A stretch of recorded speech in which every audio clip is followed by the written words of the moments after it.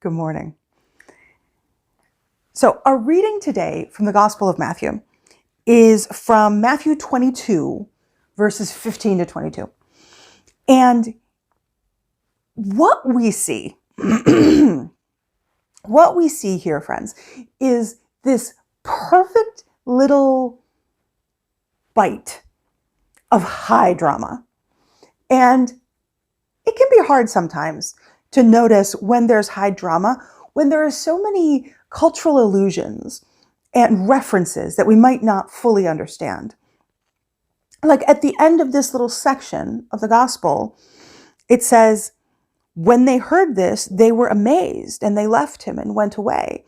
And you might ask yourself, why? It doesn't seem that amazing. Let me tell you why it was amazing. So, the general situation here, just to recap what we just heard, is the Pharisees are trying to trap Jesus. And the way they're trying to trap him, I mean, it's not like a physical trap, like a bear trap. They are trying to trap him in his words, because if he says something in public that is blasphemous to God, they've got him. They've got him. And there's a variety of different things that could be interpreted as blasphemous. And so saying that God is doing something specific that maybe the religious elders don't think that God is doing, that could be blasphemous. Saying that you are sent from God can be dangerous business. Because in the ancient Hebrew rules, in the ancient Israel rules, blasphemy is punished by death. Now, we got to take a step back here, because the Roman religion, well, I'll talk about the Roman religion in a minute, perhaps. The Roman Empire is occupying the area of the Jews right now. They're occupying a great amount of area in the world, but they're also occupying Galilee and Jerusalem and the areas that Jesus is preaching and teaching in. And they've been occupying it for some time. They occupied it well before Jesus' birth, and they occupy it well after his death. And so one of the things that Rome liked to do when it came into a new area, they didn't want the trouble of having to govern everyone directly. So they kept the governments in place, sort of, but they installed puppet heads.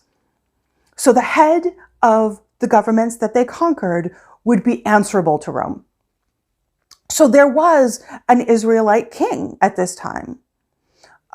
We hear about the king when Jesus first comes on the scene, evil King Herod wanting to kill all the baby boys. There's still a king. And so when this bit of scripture mentions the Herodians, what they're talking about is the hereditary line of kings. That's the family that's in power right now, the Herodians, Herod. So there's a king, but they're a puppet. There's a government, but there are puppet governments. And even the high priest of the temple was picked with Rome's blessing. So one of the things that Rome also did when it came into a place, having conquered it, they did many things, but one of the things they did was the government was allowed to administrate as it might normally do, but they were not allowed to pass the death sentence anymore. Only Rome was allowed to kill people. Only Rome could pass a death sentence. That's not to say that people weren't still killed in the old ways, because part of the old ways didn't require you to be taken to a high official of the government. If enough evidence could be brought to a group of people, someone could simply be stoned to death. And we see that. Mobs could simply kill people if they were so affronted by their behavior. We see that in the Gospels. At different points, people tried to kill Jesus. At different points, Jesus intervened in other people about to stone someone who was, arguably quite guilty of the offense listed. But it wasn't technically legal. Kind of like a lynch mob is not legal, but it doesn't mean it doesn't happen. So what they were trying to do is trap him into blasphemy so that they could put him on trial properly and effectively silence him. Now, whether he would actually be killed by Rome, I'm sure they had their fingers crossed for that one. But even if he's just given 40 lashes and sent home with his tail between his legs, whatever they could have gotten, they would have been happy with. But the tricky thing was, back to the original point, so the Pharisees and the Herodians, they send their students.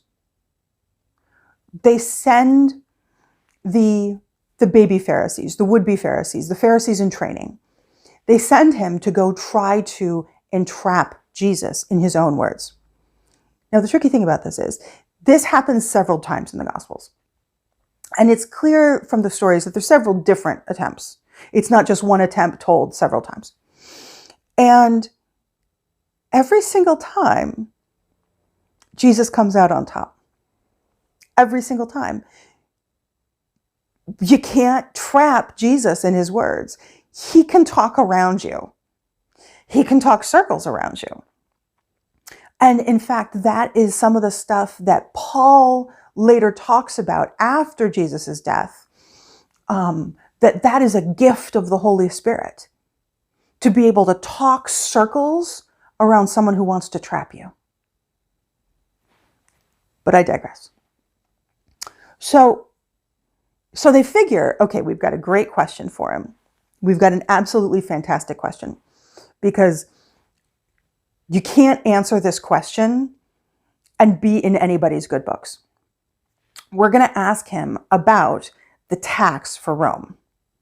Because if he answers one way, he's going to be in Israel's bad books. And if he answers the other way, he's going to be in Rome's bad books.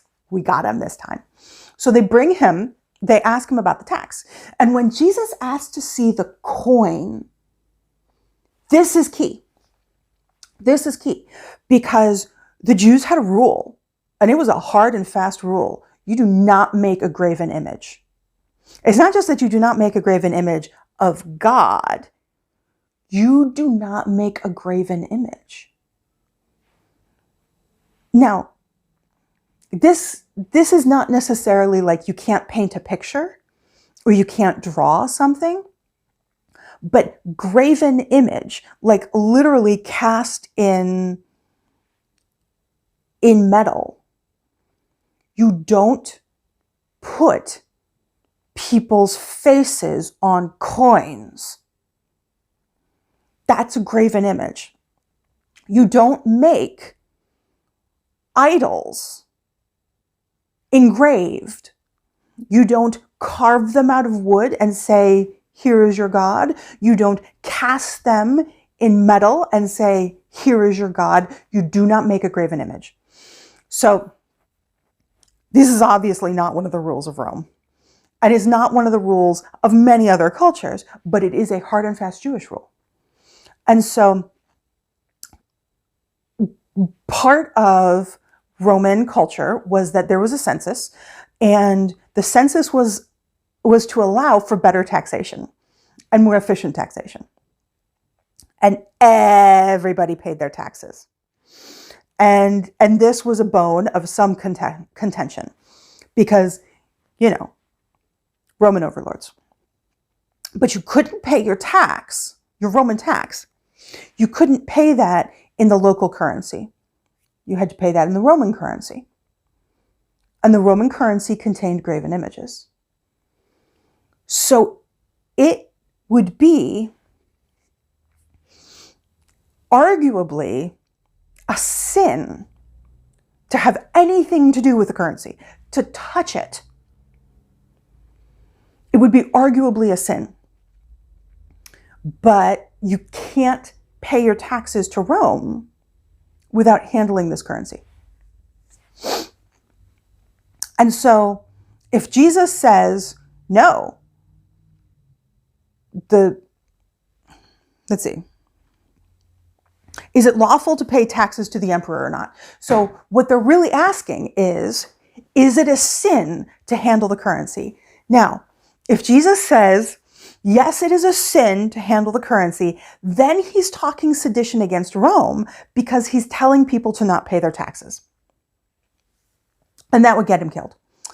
And if he says, no, it's not a sin to pay your taxes, then he's saying the rule against graven images is not important, and then he's in violation of Jewish law, big Jewish law.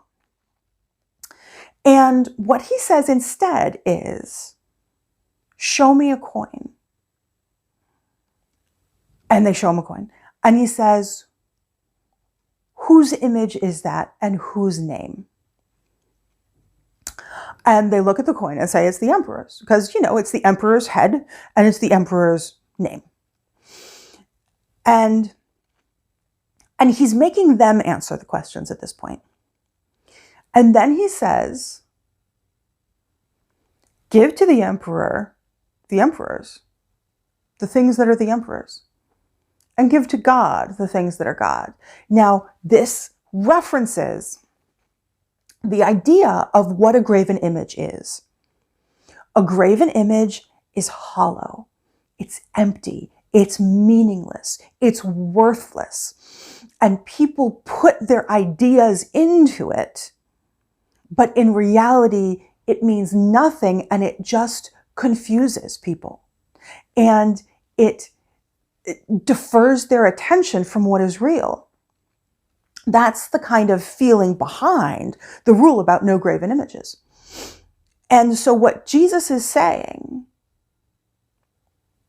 is the coin you hold in your hand is an empty, worthless thing that the emperor has claimed and called important. So you go ahead and give that back to the emperor, that worthless, empty thing that he thinks is so necessary. And you know what? While you do that, give to God everything that is God's. Now here's the thing. Everything is God's. Everything. The light you see by, the air you breathe, the body you move in, the food you eat, the drink you consume, your children, your parents, your hope, your dreams, your salvation, your forgiveness, your mercy, everything belongs to God. Everything. Everything.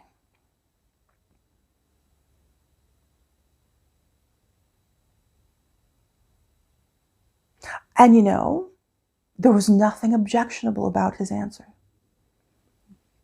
Give to Caesar that which is Caesar's. Caesar would have no problem with that, because Caesar thinks that a lot belongs to Caesar. But the Pharisees and the Herodians knew that that was not true. And Jesus knew it was not true. Give to God what belongs to God. Now, from Caesar's point of view, from Rome's point of view, that's a couple of prayers. That's maybe a little bit of devotion. That's following some rules about what to eat and what not to eat. That's making a temple sacrifice a couple of times a year, maybe. Maybe holding a couple of holy days. That's nothing.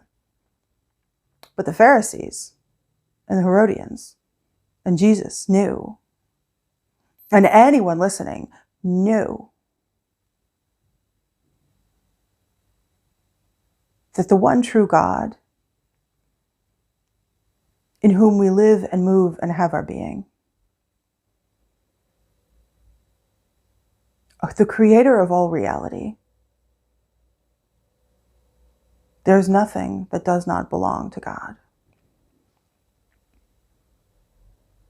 And that is why they went away amazed.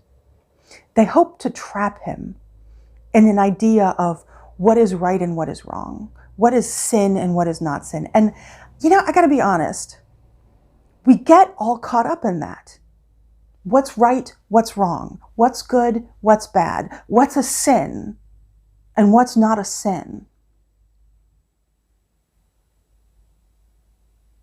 But Jesus doesn't answer the questions that he doesn't think are the right questions.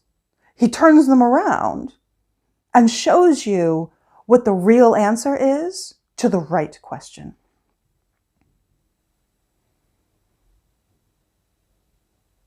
And his answer to the question they did not ask is, of course, you've got to give to Caesar what Caesar thinks is his. Why wouldn't you? And also give to God what you know to be God's. Always, without fail. It's not a question of right and wrong. It's not a question of, is this action a sin? It's not a question of, should we throw over our overlords? Should we have revolution and rebellion? Jesus does not encourage rebellion in this moment. Not in a political way, not in a military way.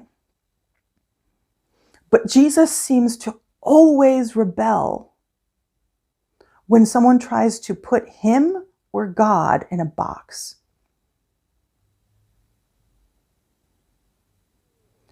So what box are we putting God in?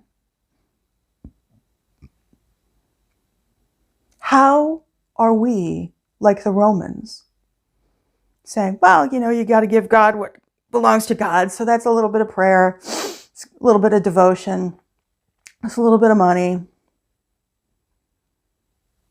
But how do we give to God what is God's if we think that everything belongs to God and everything has been freely given from God?